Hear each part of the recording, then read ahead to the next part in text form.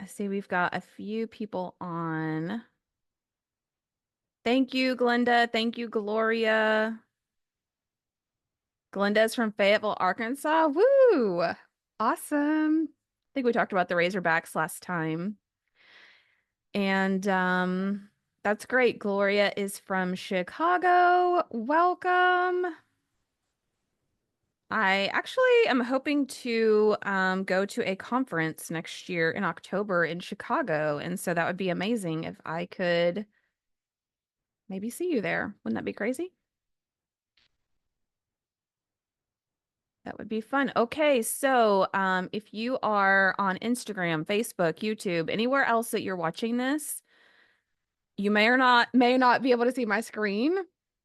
But I also want to encourage you, you can join us in Zoom.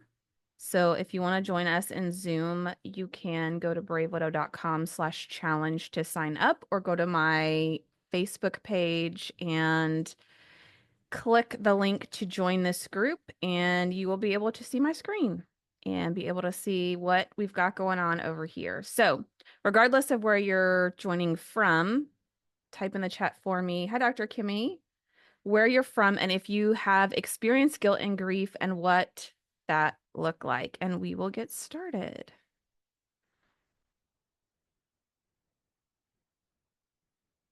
Okay.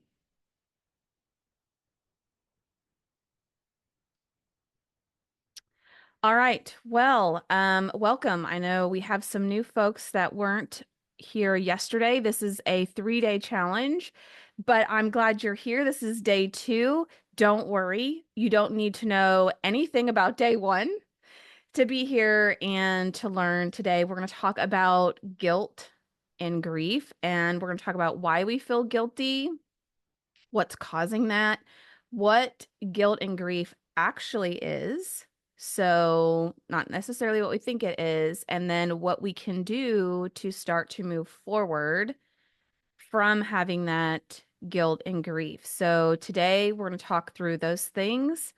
For those of you that are with me in the Zoom room, you have a chat box that you can use, and I feed off of chat energy. So, regardless if you're on Instagram, Facebook, YouTube, Zoom, type in the chat, send some emojis, even if you don't have the words to say. Let me know what you're thinking, what's resonating with you, what's confusing, what maybe you don't understand, so I can clarify and I can feed off of your energy. All right, someone shared, grief is worse after 3 years because I'm at a loss of what to do with my life. Oh, I feel your pain, and I am so incredibly glad that you're here because I know you were with us yesterday, and one of the things that we talked about is how time on its own does not heal us in grief. Like, time is a component of healing through grief, but just time alone doesn't heal our heart. So, some of the things that we covered obviously yesterday, today, and tomorrow are going to help you get jump started with what to do and where to start as you're having that grief. So, thank you for sharing that. All right, so I'm going to pray to get us started. I am a Jesus girl, faith-based person, and so I always like to start with a prayer. So if we can center ourselves, dear Heavenly Father, thank you for our time together. Thank you for the ability to share what's on my heart and mind and ways that I can help those that have joined me. And we just ask for your wisdom and guidance as always as we navigate this discussion and as we navigate the next steps in the road ahead for people who are grieving, for widows, for people who are looking for emotional healing. And we are so grateful for the technology and the ability to even just share these messages and to have these conversations that just a few years ago really wouldn't have been that possible. In Jesus' name we pray. Amen. Okay, so I am going to get started again. I've got, I think, Zoom and YouTube where I can share my screen. You can see what's going on here. If you are on Instagram or Facebook, just hang with me and we're going to walk through this together. So today is day 2 of our 3-day challenge. And some steps to success that we have are to attend each day that you can. So we have today, we also have tomorrow at the same time, 11 a.m. Central. And tomorrow we are going to talk about moving through guilt and grief in regards to relationships. So we're going to have a little fun with the dating conversation, because dating is such a polarizing and juicy topic. But even if you're not open to dating, even if you're not interested in that, we're going to talk about guilt around forming new relationships and just essentially rebuilding your life and some of the guilt that we feel there and what you can do. Our second tip for success here is to join our Facebook group. So we have a Facebook group. It's called the Brave Widow Grief to Growth 3-Day Challenge. And if you registered for this challenge, you should have the link in your email, exactly what it looks like to join. But there you can share insights that you've learned. You can connect with other people and learn more about their journey and just really gain value with interacting with people in the group. So I invite you to join that. I also invite you to be present and have an open mind. What we learn, and we really dug into this yesterday, so if you weren't here, I encourage you to watch the replay. But what we have learned our entire lives typically is not the right way to handle and process grief and loss. So we're taught ways of isolating, we're taught ways of, just giving it time, of just toughing through it, like all of the things that we covered yesterday. Those are the ways that we're typically taught how to handle grief and loss. And so we want you to have an open mind that there's an elevated way, there's a different way for you to process grief and loss. I encourage you to apply one thing that you learn each day.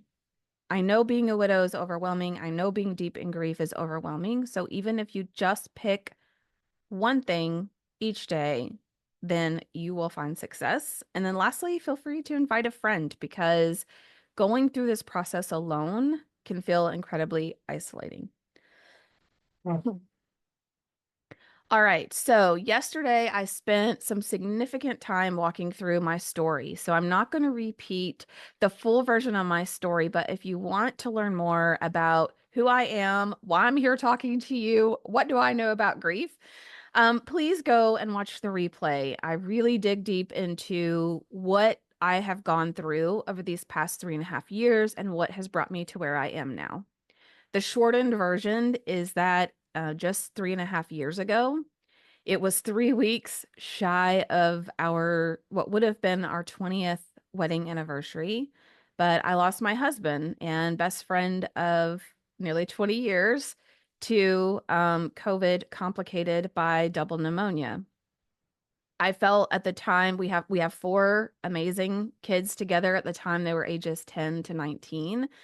And I felt so incredibly devastated and that my life was over, that there was no point in even trying to create a life and even trying to think about the future. And this event, this process of being widowed completely changed who I felt I was as a person, what I wanted for my future, and just how I view life and reality. I thought it was just me.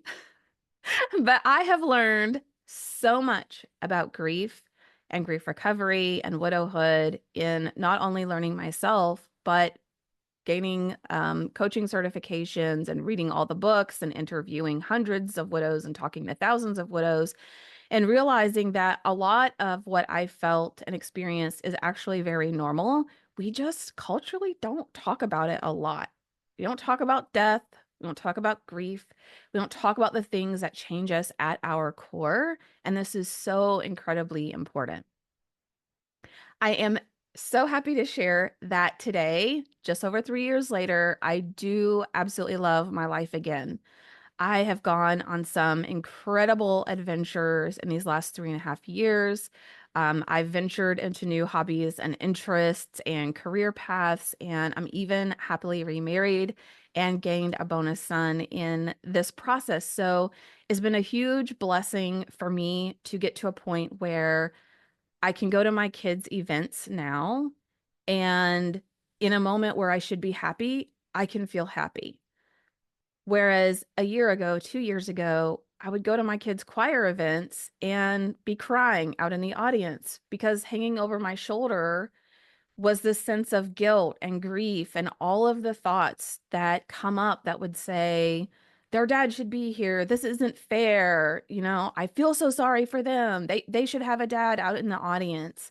That was a real struggle for me for the first couple of years.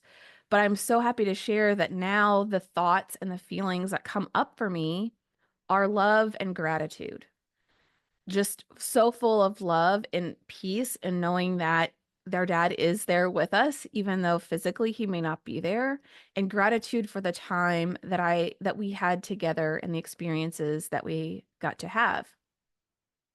As part of my journey to grief recovery and through learning about how to help other people, I did go seek out coaching certifications. I started with Faith-Based Coaching Academy led by Dr. Betsy Guerra, and I have said over and over again that 6-month program absolutely changed my life. Not only me for myself personally, but with equipping and empowering me to help other widows, to help other people who are grieving, or even people who want to just create a life that they enjoy, a life that they can still love and appreciate and doesn't feel like it's just second best to the life that they wanted to have. I also was certified by the Grief Recovery Institute and some other organizations, but these are the two that have really shaped me the most in how I help support and serve widows. So that is the very shortened version of my story. But please feel free to go back to day one to watch the replay. It's on YouTube, it's on Facebook, and learn more about who I am and why I'm talking to you today. Okay, so our topic for today, day 2 in this 3-day challenge, is guilt and grief.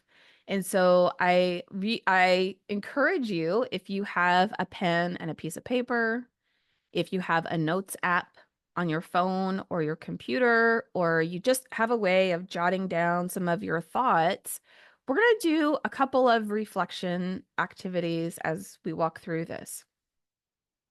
And I think there are a couple reasons why this is really important, but sometimes we don't think about our thoughts, if that makes sense. Like sometimes we experience life, we have thoughts, we have feelings, we have experiences, but we don't take time to investigate what those thoughts are, why we're feeling a certain way. We just are going through life and are experiencing these things. So I want to take time today to actually do that. So why, as we go through grief and widowhood, do we tend to feel so guilty? Well, I've compiled a list of all of the reasons, many of the categories of reasons, the root causes, if you will, of why we tend to feel guilty. So see if any of these ring true for you.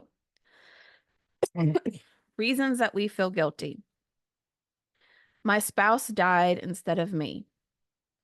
I could have done something to prevent this. We have unresolved issues or conflicts. Moving on means that I'm betraying my spouse. I should prioritize everyone else and not myself. I feel relieved now that he's finally gone. And I didn't get to say goodbye, or I lost him and we were on bad terms. So I'm going to pause there for just a minute. And I would love to see in the chat, put a word, an emoji, give me anything to say whether or not you resonate with any of these typical categories of why people tend to feel guilty when they're going through grief or when they're going through widowhood. Yes. Fire. Okay. Yes, I totally agree. Hello and welcome, those of you that are still joining. We're talking about reasons that we feel guilty. Okay. And again, for those of you who are in the hello, for those of you who are with me in the Zoom room, in the chat, if you notice, there's a way to send messages. It should default to host and panelist. So as we walk through jotting down your thoughts and trying to reconcile back to that, please feel free to send a message there. Not everyone will see it. It will just be me. But feel free to share that in that area. Okay. So I want to share with you some of the thoughts that I had because I think that this might help you with identifying some of your own thoughts that may be causing this feeling of guilt and grief. Okay. So these are some of the thoughts that I had. I felt guilty because I thought, oh, I could have taken Nathan to the hospital sooner. I should have been kinder to him when we were sick. We were both sick with COVID turned double pneumonia for weeks, a couple weeks. We were bedridden before I had to call the ambulance. And when I think about people that have COVID now, like it's nothing compared to what we experienced, where physically I felt like I was going to pass out, couldn't keep anything down. It was just the most horrific experience that I could have imagined.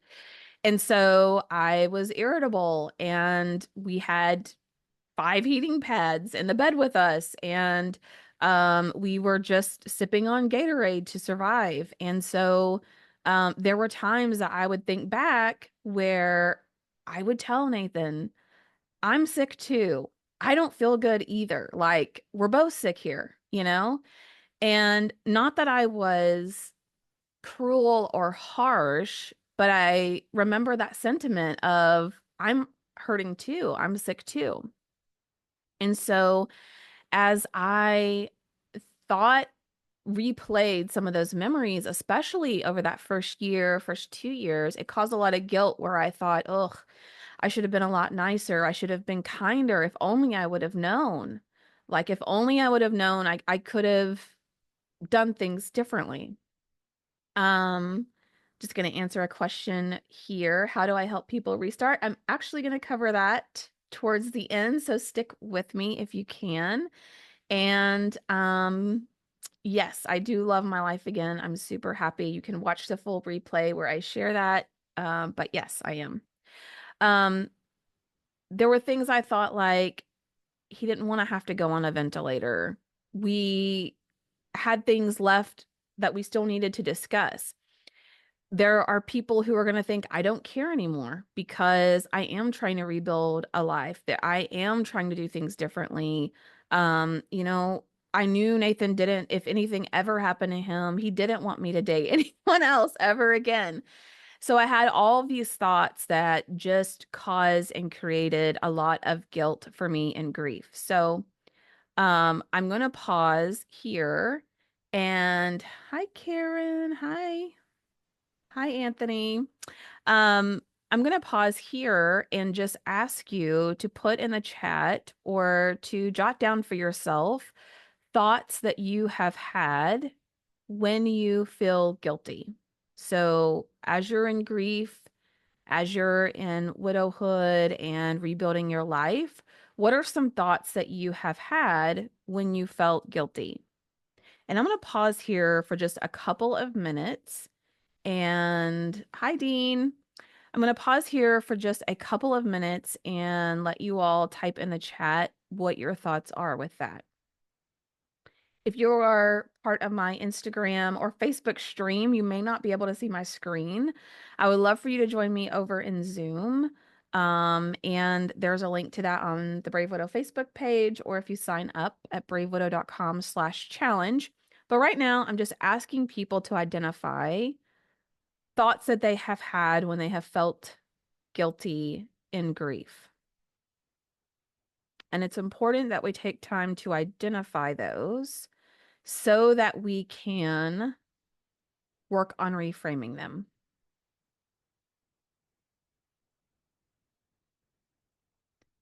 So if you're just joining, I'm giving everyone a few minutes to think about thoughts that they have had as they're feeling guilty and grief.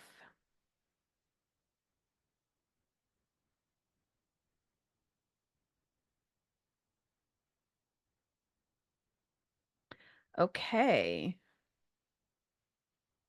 And some of these are kind of personal, so I'm not going to read them. I'm not going to read them all out loud, but thank you for sharing that with me. If, as you think about what thoughts that you have that keep you feeling guilty and grief, what we can do is tie back some of those thoughts to these different categories that I'm sharing on my screen here. Okay. So some of the thoughts that I had can tie back to many of these categories. In fact, I have highlighted every category except one where I think about, okay, why do I feel so guilty? Ultimately, it's because I felt like I could have done something to prevent it. I felt like we had these unresolved, not even really issues or conflicts, but I felt like we had conversations that we never really closed a loop on, conversations that were unfinished. And so much of my grief and much of what I experienced with guilt was having this sense that there were some unclosed loops. Um, Moving on means I'm betraying my spouse. Okay. It felt like there was this really weird balance between I want to rebuild my life. I don't want to live a life where I feel like his death was the end of my life too. But at the same time, like, when is the right time to do that? What are people going to think? Uh, should I feel bad for that? Should I just feel like I'm a widow in sorrow for forever? The next category is I felt like I should prioritize everyone else and not myself. And this was reiterated because people would say, like, you got to be strong for your kids. You got to be strong for all of your team members. I supported teams of thousands of employees, right? I had four kids that depended on me. I had extended family members that depended on me. And so I felt guilty for wanting to do anything for myself because everyone else needed to come first in my mind. There's a sense of relief that you may experience a relief that your person is gone, and not because you don't want them around. For some people, that may be so. And if you are one of the many widows that are afraid to say those words out loud, or who experienced a spouse who was difficult or emotionally abusive, physically abusive, very just chaotic. Maybe they struggle with addiction. Maybe they died due to suicide. Whatever that is, you maybe they were terminal and they suffered for a long time. There could be this element of, I feel relief that they're gone because my life is calmer now. My life is less chaotic. My life is quieter. And a lot of widows feel that they're the only one that feels that way. But I have clients, I have people in the Brave Widow community that are open and bold enough to say, my family and friends wouldn't believe me, but because they didn't know that person the way that I knew them, but I don't miss my life with the person that I was married to because it was so difficult, because of the way they talk down to me, because of the way I look back and realize I was really abused and steamrolled and walked over in a certain way. So there can be this guilt when you're in that environment or experience of, oof, this is really rough and I'm having a hard time, and my life is a little more peaceful now. There could be guilt around knocking to say goodbye or feeling that you lost your person on bad terms. I'm going to catch up on some of these comments. Okay. Yeah, Thank you for sharing that. I'm not going to read it out loud, but thank you for sharing that. So, one of the ways that I challenge you to think differently about guilt and grief. And one of the best things that I learned through the grief recovery method and the Institute is that guilt is a really heavy word, right? We think about guilt, we think that we did something wrong. We think about that we um did something with malicious intent. And I'm going to guess that 99.9% of you out there had no malicious intent with the person that you loved. You don't feel guilty because you were cruel, because you were harsh, because you just really maliciously meant to do something and had that ill intent towards him. Instead, you may wish that things were better, more, or different. And I want you to just think about this for a moment. As you think about things that you might feel guilty over, and some of the things that you all have shared with me, I want you to take just a minute and think about, instead of saying, like, well, I feel guilty because of this, but thinking about it like, I wish this was different.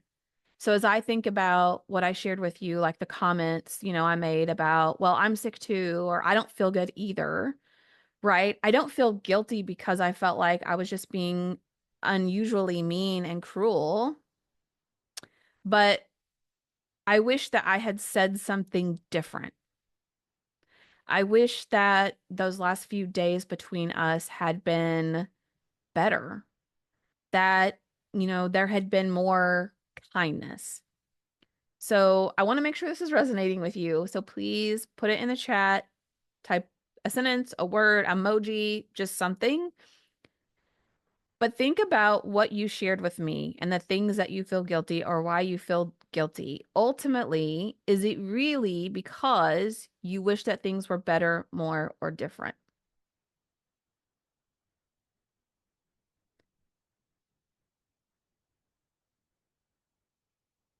Mm. Yes, all three. Thank you. Yes. Yes.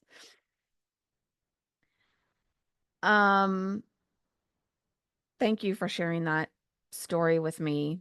Um, there are things that there are so many things that I wish were different or better or that I had more of, when in fact it creates this feeling of guilt. So one way that we can overcome guilt, there are a few tools and things that I teach widows and clients. One is actually walking them through grief recovery method, and I would love to be able to do that with you as well. Um, is starting to reframe some of the thoughts that you have around guilt. And when we're reframing thoughts, this isn't a way to say, oh, life is perfect and everything is great and wonderful and I don't feel guilty anymore. Like, it's not a fake it till you make it kind of thing, okay? But reframing your thoughts is really looking at a scenario. And one of the first steps is thinking about is looking at a thought almost as if it's something that you could pick up. I don't really have anything in front of me that I could pick up and look at, but I'll use my AirPods case, okay? But when you have a thought that just flies in your brain and you think it, if you haven't done a lot of thought work, if you haven't done a lot of emotional intelligence type work, this concept's going to be a little new. But when you have a thought that just comes into your mind, for a lot of people, they tend to think like, oh, that's true. The first thing I think, that's true. It's reality. I accept it and I move on. When the reality is that your brain feeds you a lot of thoughts that aren't necessarily true. And even if they are true, they're not necessarily helping you or serving you. So, one of the things that I work closely with widows on is, as you have a thought that comes in, right? Like, oh, I could have made another phone call to the hospital. Oh, I should have done this differently, or, ugh, I was so mean. You know, I was just such a cruel person. As you have that thought that comes in, is to look at it, is like just to look at it. Whether you write it down, whether you think about it, is just like to objectively look at it and go, okay, this is a thought that has come through. Number one, is it true? Number two, is it helpful? Is it serving me? And if it's not, yes to all of those things, then we need to choose a different thought, or we call it reframing our thoughts. Okay. So, as I thought about some examples that I could share with you and how I decided to reframe some of my thoughts is what were other things that I could think of that are true and also helpful. And I want to share one in particular, especially with some of the comments that I'm reading here. Um, in what brought me peace, especially going through this and immediately after Nathan died. The biggest thought that I chose to think and to keep at the forefront of my mind whenever I felt guilty, whenever all the what ifs flooded me, flooded my brain, flooded my nervous system, whenever I was just really feeling like, oh my gosh, this is all my fault. This is all my fault. Anytime I had that thought, what I chose to think instead is God is bigger than any decision that I could make. God is bigger than any phone call, than any medication, than any doctor's decision. And if God still wanted that person here, they would be here. I could do a whole like week-long segment on why God, I'm going to put in quotes, lets things happen, right? Um, why bad things happen to our person, how I think about it, and after I have read the Bible and read so many books and sought wisdom from other people way smarter than me, the way I have thought about it and choose to think about it now is that life was not supposed to be this way. When the world was created, sickness and death and all of those things weren't intended for us to experience. And so, because we experience those things, it's incredibly painful. We live in a world that's broken. We live in a design that was not originally intended. And so sometimes bad things happen, period. Don't take this as like, well, God has a plan for everything. And, God wanted Nathan to die so that you would start Brave Widow and you could help other people. I don't believe that. I do believe that God works together all things good for people.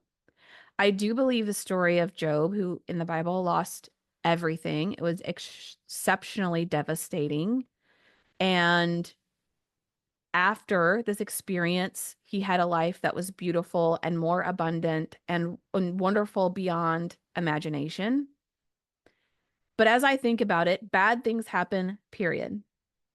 Out of those bad things can come goodness, can come abundance, can come a beautiful life again, can come peace and love and joy and things that I can't even like begin to wrap my mind around in the beginning.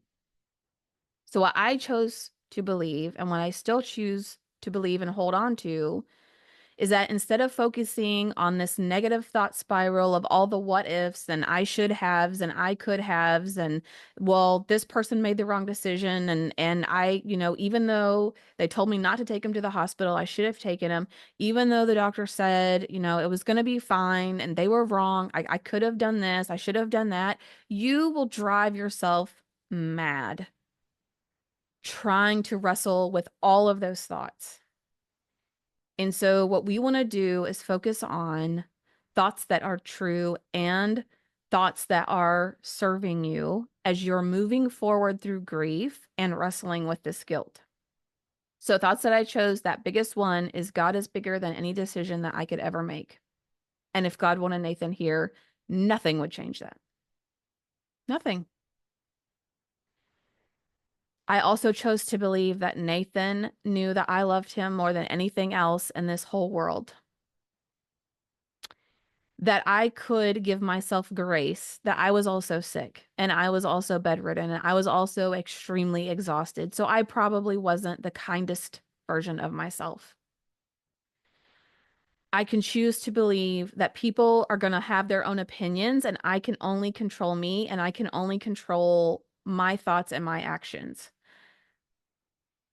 Listen, if you're worried about other people's opinions about you, especially with widowhood, which this is mind-blowing, but I can have 10 people stand around a widow and everyone give their advice or their opinion on what that person should do, and I'll get 10 different opinions from people that have never gone through this experience. So if you're struggling with people pleasing and worrying what everybody thinks about you, you will also drive yourself mad trying to meet everyone else's expectations. So I choose to believe that people are going to have their opinions, the people who care about me, the people who want to understand, even though they don't, they haven't experienced it, but the people that truly want to be there for me are going to be there. All I can control is my thoughts and my actions. I also choose to believe that I didn't want Nathan's legacy to be that my life was over or my life ended when his ended. I didn't want to feel that I had died with him and for that to be like the legacy of his life. And I knew that he didn't want that either. So while we talk about reframing thoughts and we talk about doing thought work, this is something that takes a lot of practice. This is not a one and done. This is not a you do this one time and guess what? You don't feel guilty anymore. Hooray. You're healed. But this is really critical and helpful for you as you're wrestling with guilt and grief and as you're trying to navigate forward. And thought work is something I work very closely with a lot of my clients on as well. The other way that we let me cover this first. So some keys to reframing thoughts. Okay, again, is it true and is it serving me? And so a thought might be true, but it might not really be helpful to think, okay? Another key is how do I feel when I choose to think this? So when I chose to think things like, I could have made another call, I should have done this, I should have done that, I wasn't very nice, it causes me to feel anxious and guilty and overwhelmed and frustrated and crushed. Versus if I choose to think things like, I was sick, I did the best that I could, ultimately God is in control, and whether or not someone is here still on earth is God's decision to make. And even though I don't like it, and maybe I didn't agree with that, that I also believe that God, his promises are true and that he stays with us through these moments of suffering, then I start to feel at peace. I start to feel more hopeful. I start to feel kindness towards myself. And I can choose to change the way I feel based on the thoughts that I choose to think and that I choose to focus on. The Bible tells us to hold every thought captive. And so as I teach thought work and as I work with widows, that is what we do. We take every thought that comes through, objectively look at it, determine how it's making us feel, determine is it true and is it helping me? And if it doesn't meet both, we come up with another thought that we're going to choose to believe. And over time, you train your brain to be able to do that very quickly and to be able to let go of some of these other thoughts. Just going to read on my comments here. Thank you. Thank you for sharing that. Okay, so I want you to practice. If you're new at reframing thoughts, if you're new at even like thinking about your thoughts, that might be something totally new and weird to you, then let's just start with one. Like, let's just take one thought that you have that makes you feel guilty, that causes you to feel down or discouraged or hopeless. And let's just take that one thought, write it down, put it in the chat, put it on your notebook. Let's look at it. Let's ask ourselves, is it true? And is it serving me? Is that helping me? And if it's not, let's come up with another thought that's true and that also helps you. So I'm going to give you just a couple of minutes here. And if you want help, put your thought in the chat. If you're like, I don't know, like, how could I reframe this? How could I make this better? Put that in the chat and I will help you with that.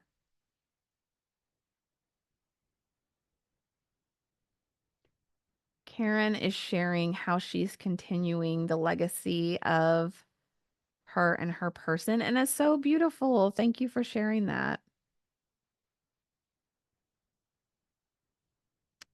It's amazing that you were able to play at his funeral.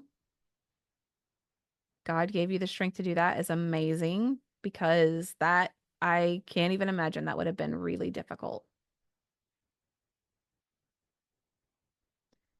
All right, so I'm just pausing here so people can practice reframing their thoughts, or they can put it in the chat if they would like help with doing that.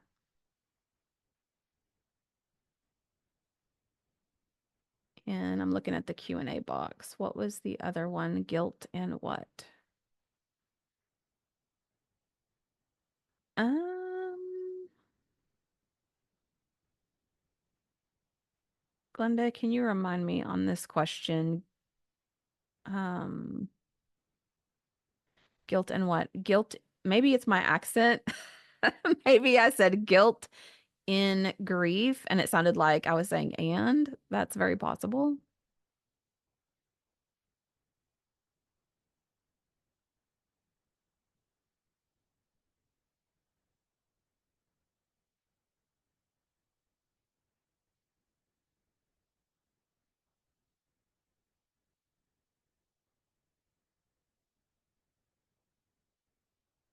Okay. Oh, nice job reframing that thought. I love it. Yeah. Okay. All right, you've got this. So I wish that I had about 3 more hours to go through guilt and grief and how we navigate that.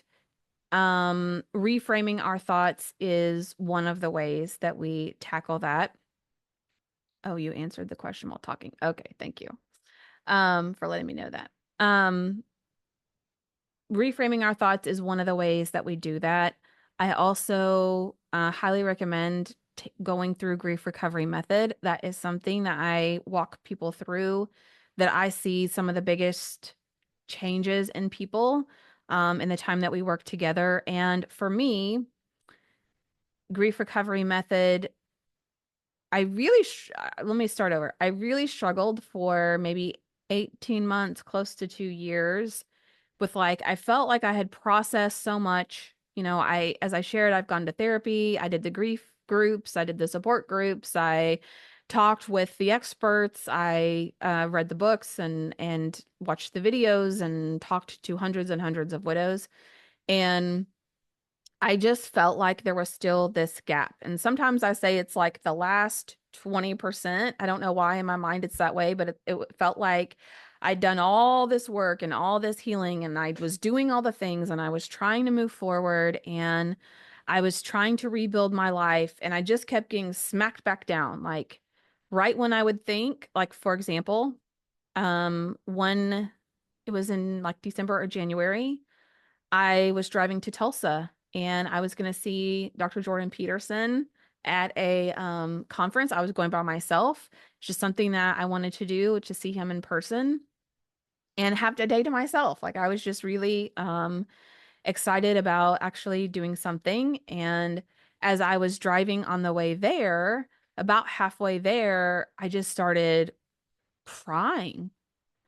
And all I could think about was like the thoughts that would come up are like, you're so stupid. Why are you doing this? Like, what's the point of going to, like you're just putting on this facade that you're trying new things and building this new life, and you know it's pointless.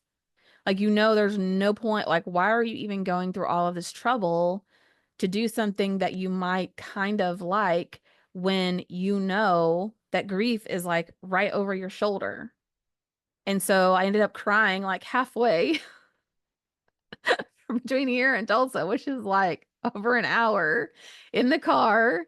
I'd gotten there in the afternoon so I could go to the mall and just kind of run around. And I had dinner with some friends and coworkers and met up with some people. And I felt like I just couldn't fully enjoy it as much as I was trying. And like I was just wearing this mask of like, I'm trying to get out there, I'm trying to do new things, I'm trying to build a life.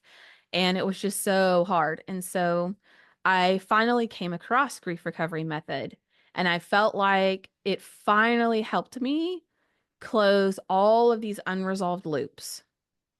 It helped me find a sense of completeness, not in the relationship that I had, but it helped me find a sense of completeness with all the unresolved stuff, like all of the things we didn't get to talk about, all the ways that I had experienced hurt in that relationship, or things that I wanted to apologize for in that relationship. I finally felt like things weren't just hanging over my shoulder and hanging over my head like a dark cloud all of the time. And that one method and process, I felt like really closed that gap.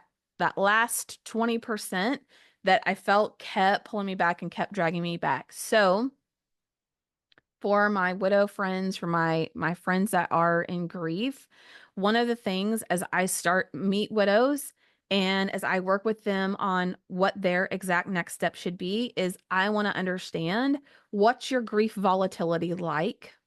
Like, tell me about where you are, what you have done to process things. And it doesn't matter if you've been in therapy for 10 years. You might still be experiencing a lot of volatility. You might still have a lot of feelings of guilt, of regret, of hurt and pain.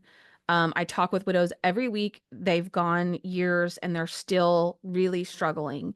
And what I tend to find is there's still a lot of like unprocessed things that need to happen, a lot of emotional healing that still needs to happen in their heart that never was really fully addressed in a way that honors and recognizes the unique relationship of being married or being life partnered with someone and dealing with the trauma and the hurt of now this feeling that you're a totally different person and you've experienced all this loss and all of this hurt, and that's still unresolved. So to me, grief recovery method is to where I like to start where I can, where you can build a good foundation of having processed the hurt, the pain, the loss, the guilt, all of those things, and we can start to build on top of that. I would love to tell you, we've got a few minutes here. If you have questions about what I've covered today, with guilt and grief, why we feel guilty, what guilt actually really is instead of guilt, and ways that you can navigate that, go ahead and type it in the chat or type it on Zoom in the Q&A box. If you don't have any questions, or if you would like me to, I would love to tell you about the Brave Widow community. I'm offering some bonuses between now and Sunday that I have never offered, like never offered so much value at this price. And my goal was to really thoughtfully create something for you that was, number one, super accessible. So very reasonable from a cost perspective and packed with so much value so that you wouldn't continue to delay or put off your healing, that you don't think to yourself, well, new year, new me, I'll wait until January and I'll start from there. We have a lot of holidays coming up between now and January 1, and you do not need to walk through these holidays alone. So if you'd like me to, I would love to share with you about what's in the community and what that looks like. Also, if you have any questions, so if it's okay to share that with you, please put that in the chat for me.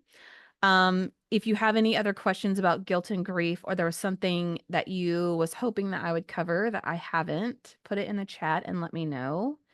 And I'm just going to check some other windows that I'm streaming here to see if we have any other comments or questions. Oh, thank you. Thank you for sharing that.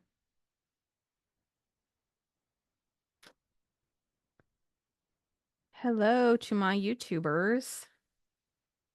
Type in the chat and let me know where you're from. You know, YouTube, I think, is the number one way people say that they find me, which I don't know why, but blows my mind because YouTube is not the biggest platform that I have. So I don't know. Something is fun there. Yes, tell me more. Would love to know. Okay. All right. I've got permission. Let's go forward here. So, and as a reminder, tomorrow is the third day of our 3-day Grief to Growth challenge. So day one, we covered grief. I had to think about it. We covered grief myths and things that we learn that are incorrect about grief and how to navigate and process that. So if you missed day one, it's okay. You're not behind. You can go watch the replay. It is on YouTube. I've posted it on Facebook and some other places. I've emailed it out. So you should easily be able to find day one. If you can't, just reach out and I'll point you in that direction. I covered a lot about that, my story, my background, and why I'm even here. Day two today was about guilt and grief. And then day three tomorrow is about guilt and grief in regards to relationships. And we're also going to talk about dating. And dating is like super juicy. I know it's also very polarizing because some people are like, I don't even want to hear about dating. So I recognize that there are people that are out there that feel that way, but even if you're not thinking about it now, and even if you know you're never going to think about it in the future, you should still come because what you will learn there will also apply to relationships in general, to friendships in general. And as I shared yesterday, widows lose the majority of their social circle within the first year. And while it's not that everyone maybe abandons you, it's not that you can't be friends with a family and friends that you had before, you absolutely can. But sometimes it's very difficult when those family and friends are waiting for you to, quote unquote, go back to normal, to go back to the person who you were before, when we know in reality that's not going to happen. So it's important that widows learn how to meet new people, how to make friends, and not carry the sense of guilt with forming new relationships, new friendships, and even in dating. Okay, there's work that we want to do before we start dating because I didn't do that at first. I made tons of mistakes, and I will share with you my failures and my successes. So if you want a good hot topic that's polarizing, tomorrow. It's also be recorded, so if you can't come live, you'll have access to that. So in the time that we have left, what in the world is the Brave Widow membership community? Well, the community is an environment that I have thoughtfully created after my experience, after being asked by people that I knew to help other widows, or what could we do to help widows, or what can we provide to help people through grief. It was really about creating this environment and this community of people where we could pull together all of the things that are needed, right? Like when I was going online for answers, I Googled, I YouTubed, I asked other people, and people had different opinions. There were lots of different answers out there. There wasn't like a one-stop shop where I could go and find answers to my burning questions, where I could ask people like, am I going crazy? Is this normal? Like, is it normal that I feel like I'm not even the same person that I was? Does everybody go through that? Where I could ask questions like, is the second year really harder? Because so many people argue that is or that it isn't, but I just want to know, can somebody please tell me? Can somebody tell me when I'm going to feel better, when I'm not going to feel like this every day? Like, how long is this going to take? I had questions and I wanted answers and I wanted a place where I could trust the people that were in there to help guide and direct me on where I needed to go. So that is what I've created the Brave Widow community to be. We have routine calls. I do real-time coaching and give people feedback on what they share and say, okay, here's your exact next step of what I would do. There's like a la carte courses and workshops and webinars. So you don't have to take them all. You don't have to look at any of them. But if you decide like, hey, I want to learn more about how I can make friends as an adult, like, is there an app on making friends? That would be cool. If you're thinking like, ugh, I can't make friends. I'm a hermit. I'm an introvert. I hate small talk. I don't know what to say to people. I'm a homebody. I don't go anywhere. Like this, it's just hopeless. It's over. It's just over for me. I can't do it. Then you need to take the course. Okay? Because that was me. Outside of work, I didn't go anywhere. And outside of work and my family, I didn't really have any other friends. So if I can do it at 40, trust me, you can do it at whatever age you are. Those are the kinds of things that I will teach you how to do that, how to move forward through the different stages of widowhood as I have them laid out. You have forums where you can talk to other widows. We have a private Facebook group. And I am also doing something that I have never, ever, ever done for this rate. So because I want to see people take action as a life coach. I thrive off of people taking action and making decisions and just taking a baby step forward. I wanted to create something that was so tempting, that was so value packed that it would just be ridiculous for people to say, "No, I don't think this is for me," or I just can't really put out the money for that." Okay.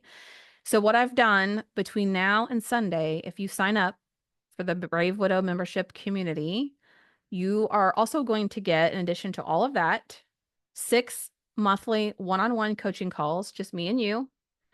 I am going to help you come up with your specific plan of how we move you forward through grief to not only where you don't feel terrible, okay? That's like the foundation. That's the bare minimum. That's just where we start, really, is like getting you to the point where you're not living in sorrow every day, but to where you're figuring out who you are now and what you want for your future and how you start to bring that future into the life that you have now, okay? So on those one-on-one calls, I help you come up with your plan and I give you very specific, like, this is what I would do. This is where I would focus. These are the things that I would implement now in a way that's very simplified. So I know it's easy to get overwhelmed. I will keep it simple and very doable. And I'm also adding the dating masterclass series. I've sold upwards for $500, but I'm going to include that series in there as well. It's an 8-part series. And again, even if you're like, I don't really think I'm not anywhere near close to dating or wanting to think about that. I don't even want to put up with another person.